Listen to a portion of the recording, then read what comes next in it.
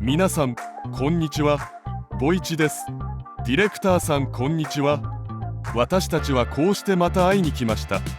実は外に出てコーヒーを飲みながらピーナッツを食べながら少し休んできました。今日のお話はこれです。私がコラムを始めた時からずっと漫画界がなければならない、漫画界がとても重要だ、漫画界を作ることを目標にしなければならない、漫画界を誕生させなければならない、漫画界があってこそ必ず今年一度は来ることになる、漫画産業の危機を直ちに勝ち抜くことができる、こういう話をしました。その話はずっと聞いてるんだけど、ということは一体漫画界って何？今から漫画界が何なのか申し上げます。韓国人や日本人なら漫画界という言葉がどんな意味なのかすぐわかると思います。漫画界はいつも使っていた言葉です。私たちの漫画界がこうなっています。こういう言葉はよく聞くじゃないですか。正確に何なのかは考えたことがないけど、ある程度感じがする言葉です。けれど韓国と日本を離れると漫画界って一体何？まず英語では漫画界を英語に訳すと漫画界の境はシステムです。実際の漫画システムと訳されるでしょう。このように翻訳してもいいです。この映像を見ているスティーブ、漫画界を英語に正確に翻訳するとなんだ？聞いてみたいんだけど、今健康がすごく良くなくて最近聞くのも気をつけています。なので私が思うにはシステムって翻訳するんじゃないかなと思います。こうやって翻訳することもできますよね。漫画ソサエティ、このように漫画社会という言葉にもなるでしょう。多分普通はこういう風に翻訳するんじゃないですかね。漫画ソサエティと言ってもいいと思います。しかし私が使っている漫画界という表現を英語であえて表現すると漫画エコシステム、つまり漫画の生態系となります。漫画の生態系と表現したいです。エコシステムです。つまり漫画の生態系がないといけないということです。生態系とは何ですか？生態系というのはこういうものです。これとこれとこれとこれがお互いに有機的につながっているのです。生態学的に助け合うこと、一部分がなければこの生態系が崩れるんです。ここは生態系が存在する単なるシステムではなく生態学的システム、お互いがお互いを助け合ってお互いがお互いのために必要で、ここで酸素を供給してここでは二酸化炭素を供給して、あるものは食べられてあるものは餌になってくれて、あるものは腐って肥料になってくれる。そういう全てが共存して強力な力を作り出すことです。丈夫で強力なジャングルを作り出し自然界を作り出す、そういうもの、そういう観点から私が漫画界だと申し上げているのです。英語に訳すと漫画のエコシステムに近いと思います。こう思います。だから私が申し上げる漫画界はそういうものが必要だということです。では漫画界というのは何が必要なのか。漫画家と漫画家志望生が必要です。そうですよね。漫画家と漫画家志望生が互いに有機的に連結されていなければなりません。循環の輪を形成しなければなりません。漫画産業は必ず必要だし、それはあまりにも当然ですが、漫画家の生産のための産業が存在しなければなりません。じゃあまたちょっと待って、漫画生産のための産業は何？投資ではありません。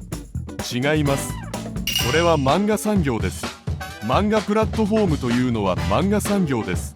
漫画を作って漫画を読んで漫画創作のための産業というのは、例えばここのタブレット、誰かが作ってくれなければなりませんよね。タブレットを作るところが皆さんの国でなければ、これを誰が供給してくれるんですか？誰かはこれを売ってサービスもしてくれなければならないんじゃないですか？日本旅行に行ってから一つ買ってきました。海外通販で中国から買ってきました。ではなく、その国で売って、それで誰かは漫画のタブレットを売っている仕事をしている。そして支援事業もやっているよ。そしてワコムのような会社に、我が国漫画家たちはこういうのが必要だからこういうのも適用してくださいという意見も出しながらタブレットを輸入している方がいるかもしれません。あるいはタブレットを自国で生産販売することもできます。漫画道具、漫画勉強作法書、漫画教育機関、これらは全て漫画関連産業です。具体的には漫画教育機関は漫画を生産するための産業です。こういうのも重要な産業だし、その国のそういう産業が存在しなければなりません。タブレットを売る人、ペンを売る人、クリップスタジオを売る人、直してくれる人、漫画家のための机みたいなものを開発する人、椅子とかを開発する人、または漫画関連の YouTube をするためにこういうマスクを制作する人、漫画家が使えとパン帽子を作ってくれる人もいるでしょうね。私たちは漫画家だ、こういうコメントが書かれた T シャツを作る人もいるかもしれません。こういうこともとても大切で重要な産業です。誰かはそれで家族を養ってお金を稼ぐことができるでしょう。大切な仕事です。そのような産業が支えてくれてこそ丈夫です。このような産業が共に存在してこそ漫画家と漫画の生産を維持することができます。漫画プラットフォーム、漫画流通と生産のためのビジネス、こういうものが一緒に存在しなければなりません。そして漫画の教育機関は誰でも作れます。その教育機関があるのが漫画界か。重要なことはその教育機関から実際の漫画家を輩出しなければなりません。その漫画家が十分に活動をした後に学校で漫画家を養成しています。自分が積んだ経験とノウハウを伝えてくれます。こういうサイクルがあってこそ生態系と言えます。循環になるんですね。そうですね、循環しないといけません。循環があるので生態系というのです。こんなサイクルは早く誕生させることはできるけど突然誕生することはできません。循環サイクルが形成されるには急にはなりません。丸くてこそ丈夫じゃないですか。じゃあ私たちの YouTube も丸になってほしいですね。今は一方的に赤字ばかりですか。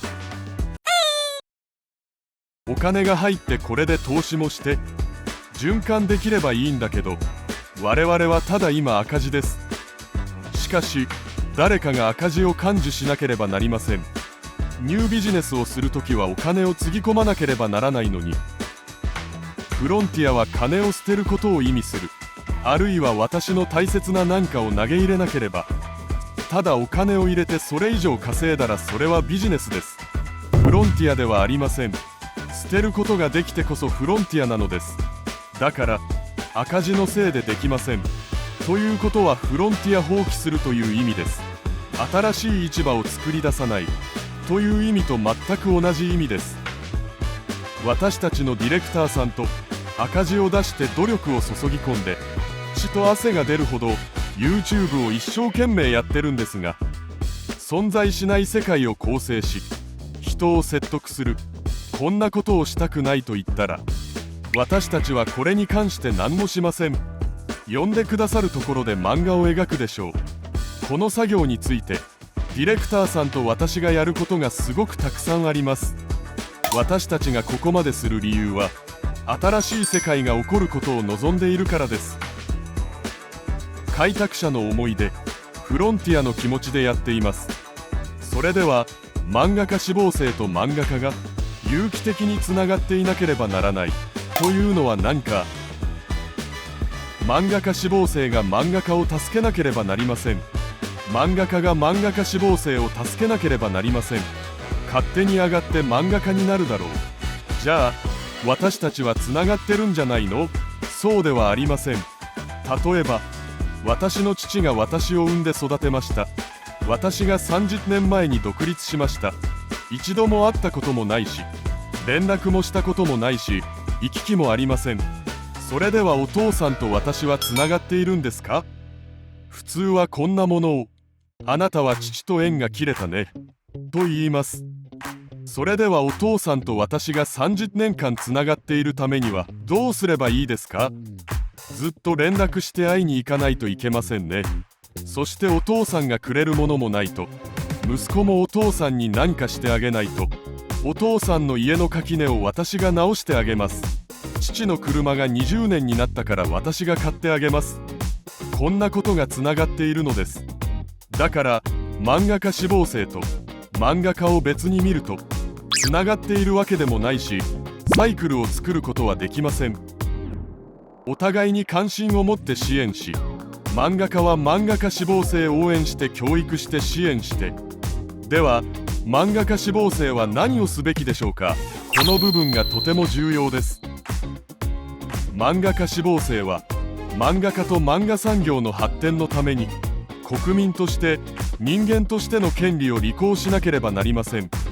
話をする権利、主張をする権利、世論を形成する権利、投票を行う権利、そして本当に重要な消費の権利があります。消費の権利が重要な理由は、例を挙げてみましょう。ある国に漫画家が100人います。100人のためにタブレットを流通して購入して売ってサービスまでしてくれるビジネスができるでしょうか？ディレクターさんなら最大消費者100人いるビジネスをしたいですか？絶対やりたくないですね。当然です。100人の消費者がアストンマーティン、パガニゾンダを購入する予定ならやれるはずなのに、タブレットとインク、ペン、紙なら答えが出ません。漫画の生産産業はこれを維持させ守ってくれるのは漫画ではありません。漫画家志望生が守ってくれるものです。圧倒的に数字が多いからです。漫画家志望生が漫画の生産産業を守ってくれるのです。漫画教育産業も守ってくれています。ここが終わりではありません。重要なことをすることがあります。漫画家志望生は教科書が売れるようにサポートしてくれます。質的に立派な漫画が生産・販売されることに決定的な貢献をすることは、ただの平凡な漫画家志望生ではなく、漫画に本気な漫画家志望生です。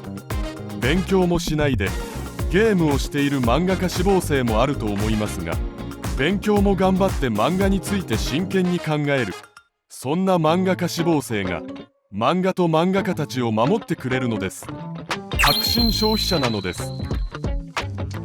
例を挙げてみましょう。映画の教科書、市民権をまだ生産していて購買をする人たちはどんな消費者でしょうか？映画関連の志望生たちでしょう。映画関連の志望生がたくさんいてこそ市民権ブルーレイがずっと売れているのです。理解できましたか？こういうことが漫画家志望生の重要な役割です。それでその国の漫画家志望生たちの質が良ければ、その国のレベルの高い漫画が維持されるのです。一般読者の中に水準の高い漫画、あらゆる面で完成度の高い漫画を多めに見てくれる読者もいるけど、思ったより関心がありません。哲学的だったり社会的に重要な話をする作品を守ってくださる読者の方々もいらっしゃいます。これもとても重要な機能です。こういう登録者の方々も重要ですが、漫画を守ることの核心は漫画家志望生です。